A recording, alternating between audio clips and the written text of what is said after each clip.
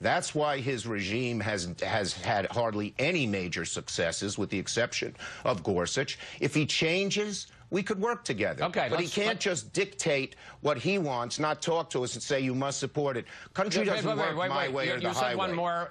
We got there. So now let's talk about Neil Gorsuch, because that is probably the biggest legislative issue that has come up in these first 100 days. The nomination of Neil Gorsuch to the Supreme Court, the American Bar Association and some top Democratic legal scholars said that he was clearly, yes, conservative, but clearly in the judicial mainstream and a distinguished judge. President Obama's two nominees, Sonia Sotomayor and Elena Kagan, were both confirmed easily with Republican support. But with Gorsuch, Senator, you led the first partisan filibuster in the history of Supreme Court nominees. That doesn't sound like cooperation. Well, let me just say this. First, so did Judge Roberts and Alito under President Bush get Democratic support. Gorsuch was nurtured and put forward by the Heritage Foundation and the Federalist Society.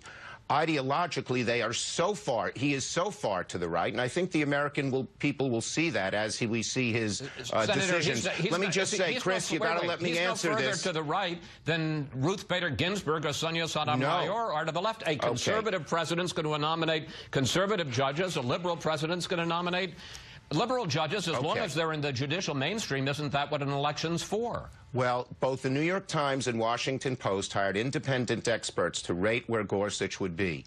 The Times said he would be to the right of every judge but Thomas, the most conservative judge we've had in history. And the Post's analysis said he'd be to the right of that. So this is not a mainstream judge. He comes off as mainstream, Chris. You got to consider the sources. You got to let me finish my comment, Chris. But wait a minute. You're talking about the New York Times and the Washington Post. Neil Katyal, who was a former Solicitor General for the Democrats. The American Bar Association said he was in the judicial mainstream, sir. Yeah, they said Ruth Bader Ginsburg was in the... They judge by their legal acumen.